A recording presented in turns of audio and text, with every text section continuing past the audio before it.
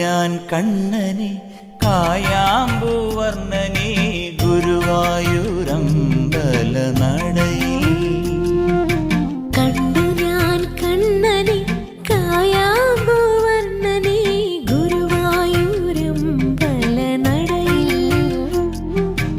രാജീവലോചനൻ എന്റെ കണ്ണൻ, അമ്പാടി പൂനിലാവിന്റെ കണ്ണൻ.